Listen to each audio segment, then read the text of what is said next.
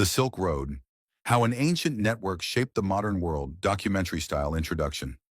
For thousands of years, long before satellites mapped our skies or shipping containers crossed oceans, there was a web of ancient trails and caravan routes stretching from the Mediterranean to the Pacific. It was not a single road, and it was never controlled by a single empire. Instead, it was a vast, shifting network, the Silk Road, a system of connections that changed how cultures interacted, how ideas spread, and how the world itself evolved. This is the story of how goods, religions, technologies, and even diseases traveled across continents, leaving a legacy still visible today.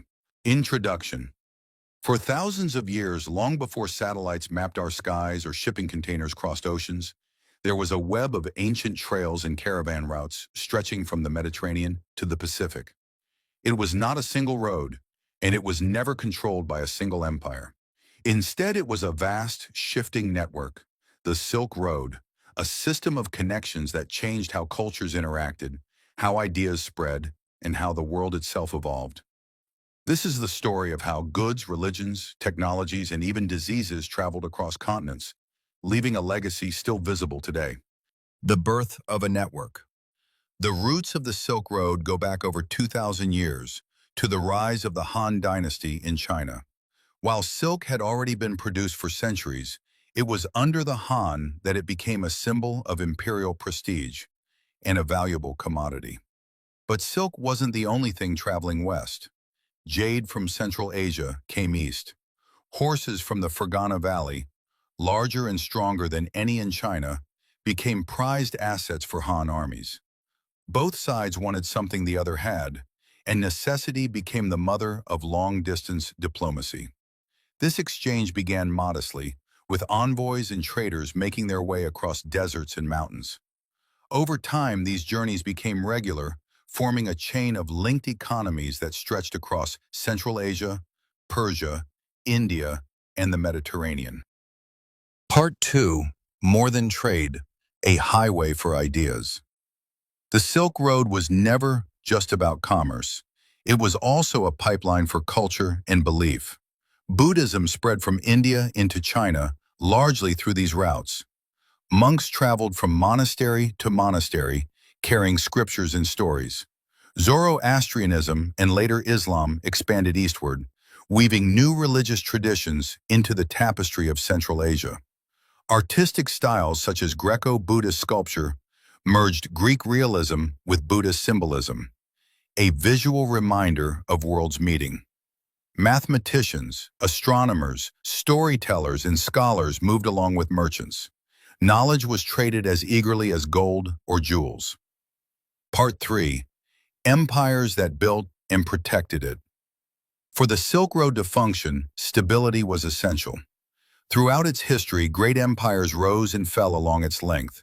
The Roman Empire, hungry for silk, created markets in cities like Antioch and Alexandria. In Persia, the Parthians and later the Sassanids managed key crossroads, taxing caravans and providing security. In Central Asia, nomadic confederations like the Xiongnu and later the Turkic Khaganates controlled key stretches of steppe routes. And in the 13th century, the rise of the Mongol Empire under Genghis Khan created what historians call the Pax Mongolica, a period of relative safety where traders could travel thousands of miles under the protection of a single political order. The Mongols improved roads, built postal relay stations, and encouraged trade. During this time, goods could make the journey from Venice to Beijing in a matter of months, a remarkable achievement for the era. Part 4. Goods that traveled the world. What exactly moved along this network? Silk, of course, desired for its softness, strength, and mystery. Spices like cinnamon and pepper, which transformed cuisines across continents. Porcelain, whose delicate beauty astonished European elites. Glassware from the Roman world was highly valued in China. Paper and later gunpowder, revolutionary technologies, spread westward. Silk Road trade wasn't just luxury goods.